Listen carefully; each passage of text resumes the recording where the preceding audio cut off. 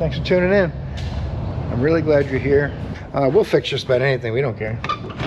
If it runs and has tires on it, we'll fix it. Tractors, trucks, classics, doesn't matter. We'll fix them all. Matter of fact, I'll put in a few clips so you know what to expect in today's video. GMC terrain.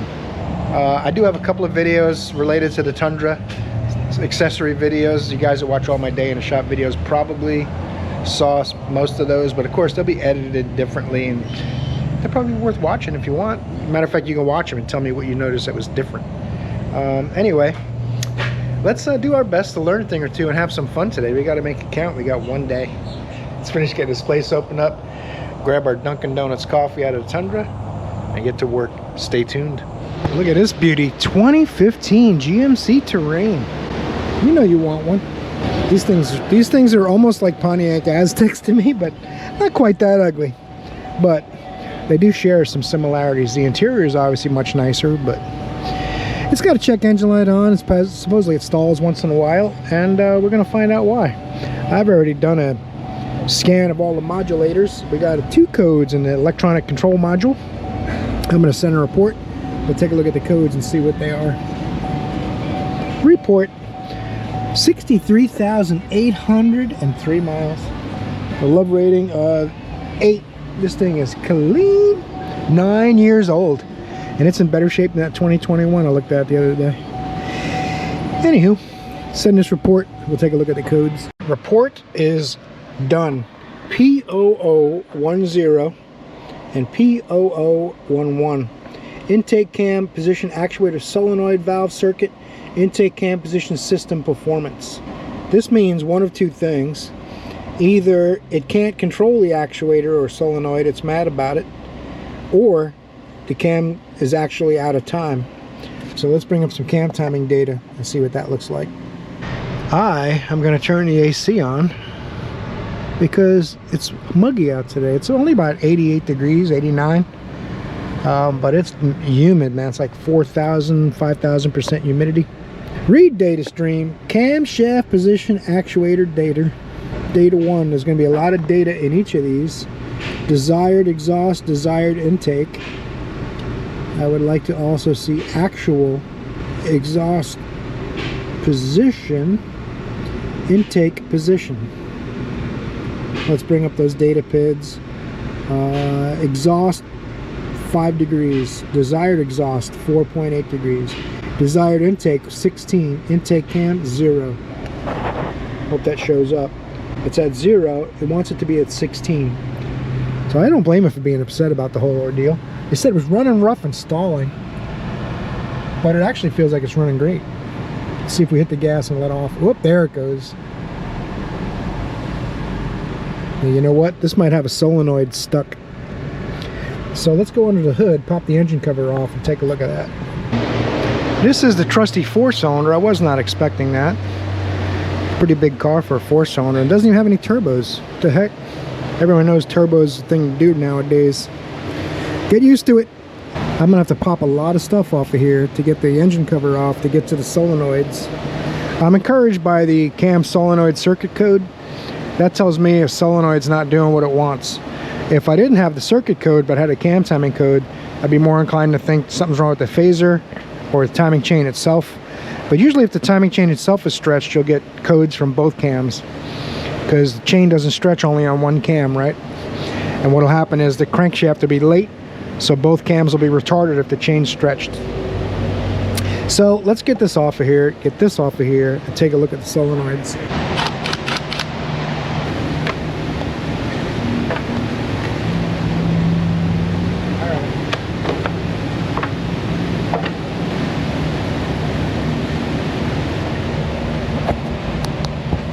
There are my solenoids. The one on the intake side, this is the intake cam, the exhaust cam, exhaust manifold, exhaust solenoid, intake solenoid. And they are different. One has a gray body and one has a black body inside under the connector. I think I actually have a test one around. It'd be really easy to pop one in and see what happens, huh? But what I'll do first is blow the dirt and leaves and sand out of there, clean the area up.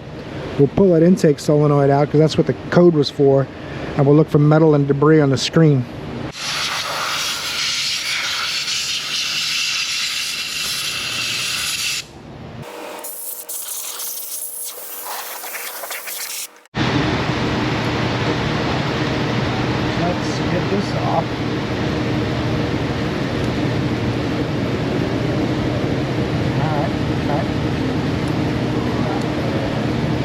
see how you are. Sometimes they don't want to let you squeeze them open. Now pretend they're going to break. There you go.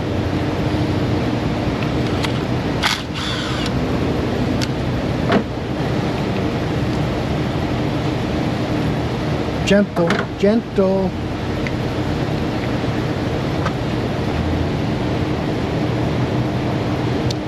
I am not seeing any metal or debris. Whoop, I don't think that's good. What do you think about that? Is that supposed to be there? Let's see where I got some of these around. I think we'll grab one and see what it looks like. This one that's really hot came out. This is one I had sitting around, which to clean it up a little before I shove it in there, but it's different. It's almost like there's a piece missing off the bottom of that, so it may not be able to pull the cam timing back. I'm not sure. I know one thing, we got it here. I'm gonna fish around in there a little bit, see if I can find some parts. And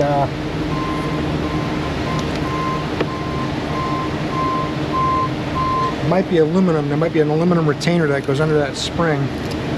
And if it came off, it's probably down in the motor. So I'm gonna put in my test one after I clean it up a little bit. And it's the quickest and easiest thing to do. We'll see how it runs and if the code comes back. There's only a little bit of dust on it, nothing really nasty.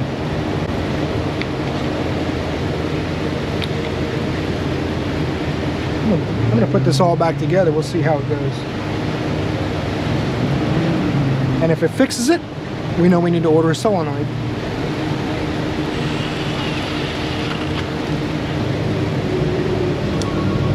It's handy to have some test parts.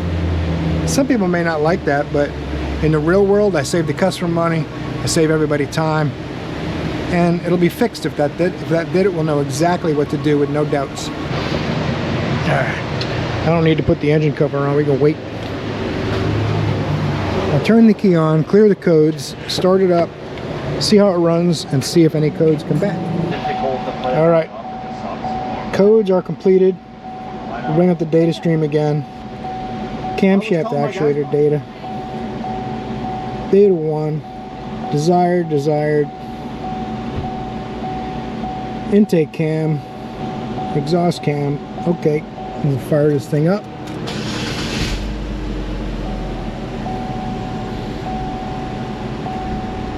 Intake 16, desired 16, exhaust 4, exhaust 4. Ta-da! Now I know it needs the solenoid I took out of my toolbox because I want it back.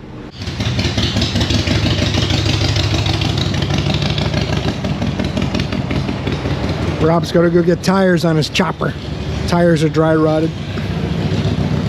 They're going to let me know on these cam solenoids, and I will get my cam solenoid back if she wants to fix it. If she doesn't, then I'll just take mine back and put the old one back anyway. Got a little rag over here. We don't want any varmints climbing in the throttle body and stuff. Kind of in vacation mode, to tell you the truth, but we're doing okay today. We got a lot done so far, and we still got a few hours. Can't be sleeping on the job.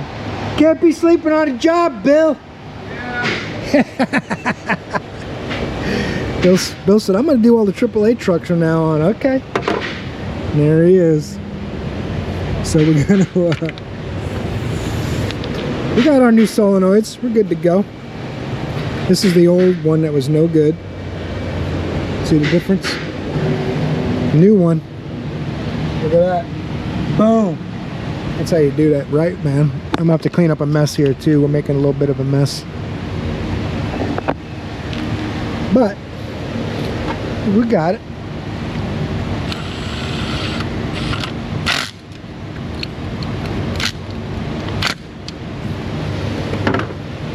Got to get the brake clean out and go to town with that. It's free, no worries. And then we'll verify again that our data looks good and it runs good. We don't get any codes. Got to check the oil level too, of course. I'll let you know how it runs in a second.